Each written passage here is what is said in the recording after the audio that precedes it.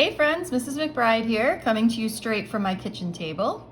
What we're doing today is we're continuing some notes on objects that are on a ramp. So here I am on the bottom of page 15, and we're gonna do one more example on page 16. Each class sort of left off at a different spot. So if you're not at this spot, just go ahead and fast forward the video to what spot you're at, okay? So the first thing we do when we have an object at a ramp is we follow our problem-solving steps, and the first thing is going to be to draw a free body diagram. Before I draw the free body diagram, I just like to identify the forces that are acting on the object. Okay, so hopefully you should be seeing in your mind that we've got the force of gravity pulling down, we've got the friction pointing up the ramp, and we've got the normal pointing perpendicular.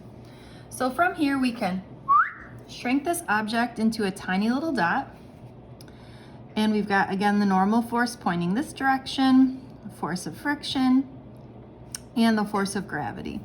And what we were saying is that instead of making our axes so that they look like this, and we would have a couple of different forces that were in a direction that was not going along with the axes, what we would do is we would tilt our axes. So the x-axis now is parallel with the ramp, and the y-axis is now perpendicular with the ramp. Okay, so again, it's almost like we just took our axes and we sort of tilted them that way. All right, now in class I talked about how this is always going to be the angle. Now there's a lot of geometry that you can do to prove that this angle is the same angle as the ramp, or you can just trust me. And what you're saying basically is that the angle of the ramp is always the angle between the force of gravity vector and the y-axis, okay? Or, more importantly to remember, is that because this is the angle, this is the opposite side, and since this is the opposite side, we know opposite goes with the trig function sine. Okay, so this side becomes FG sine theta, which means that this side is FG cosine of theta. And I sometimes like to get rid of this because it just makes my picture look a little bit neater. All right, so what I'm gonna do is I'm gonna write out the sum of the forces in the x direction equals ma, and the sum of the forces in the y direction equals ma. But before I do that, I have to say to myself, could this be accelerating, and if so, what direction? So if this is accelerating, it would be accelerating down the ramp. Okay, so we're saying it could possibly be going in that direction. So in the y direction, I always like to start there, there would be no acceleration.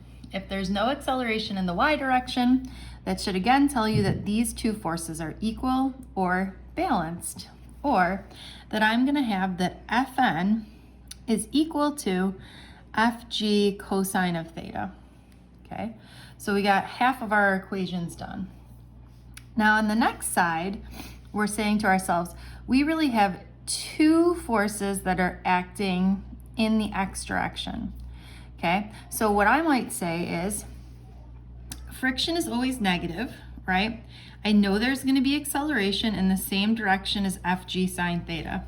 So for me, I'm going to say that Fg sine theta minus Ff equals ma. Because again, the force of friction is always acting in the negative direction or opposite the direction of motion. Now, as a reminder, if we were doing our regular problem-solving steps, what would the next step be? You're right, everywhere we see Fg, we would plug in mg, and everywhere we see Ff, we would plug in mu Fn. Okay, almost there. Let's flip the page real quick. And if this looks familiar, that's good, because basically what we're doing is we're doing the same exact thing for extra practice, but just pointing in the opposite direction. Okay, so again, let's do the same things. And if you want, pause the video and see if you can do it on your own, and just check with me if you need help. So I'm again saying that the normal force is pointing perpendicular to the surface. The force of gravity is pointing in this direction, and I've got this Fg pulling down. But I'm gonna be a little sneaky here because I know that there's not gonna be an Fg. What is really pulling this down the ramp? Well, we wrote it on our blue sheet, right? And we said that FG sine theta always pulls things down the ramp, which means that perpendicular to that is going to be FG cosine of theta. So again, if we draw a free body diagram, shrinking this down into a tiny little dot, and we've got our x-axis that's parallel with the ramp, and our y-axis that is perpendicular to the ramp. And if we redraw our forces, now we have Fn. We have that Fg sine theta is pulling this down the ramp. Perpendicular to that is Fg cosine of theta. And Ff. Now I kind of like this better because see how nice and neat this looks now? It's not a mess like the other one was. Okay, now we're going to ask ourselves, is there acceleration? Well, there could be, acting down the ramp. So we would say that the sum of the forces in the x direction equals ma, and the sum of the forces in the y direction equals ma. So, is there acceleration in the x direction? Well, there could be.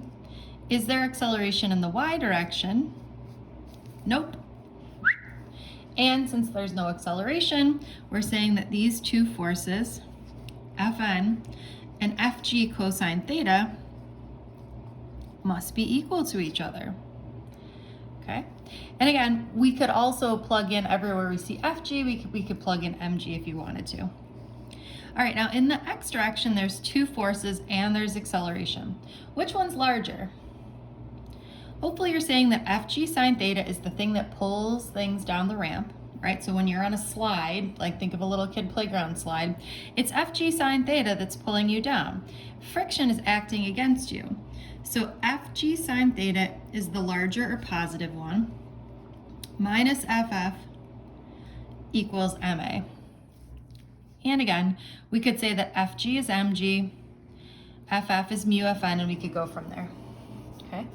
Last thing I want to talk about is I've got a couple of true or false questions here. So I want you to go through these and see if you think they're true or false. So I'll read them and then I want you to pause the video and see what you think. Fg, or the weight, always equals mg. Fg always equals Fn. The following number is a mass, 250 newtons, and if an object is at rest or moving at constant speed, the acceleration is 0. Okay, pause the video. All right, let's see how you did. Fg, or the weight, always equals mg. That is true. That's an equation. Fg always equals Fn. That one is false. Like, look up here. Fn is equal to Fg cosine theta. When does Fg equal Fn? Fg equals Fn when we're on a flat surface. Okay? The following number is a mass, 250 newtons. That one is false. Remember, newtons are measuring force, so this one technically would be a weight. If an object is at rest or moving at constant speed, the acceleration is 0. That one is true. Okay, thanks friends. That was just a short little video clip for you. Hopefully you enjoyed doing the mu of your shoe lab today. As always, if you have any questions, please reach out to me. Bye friends.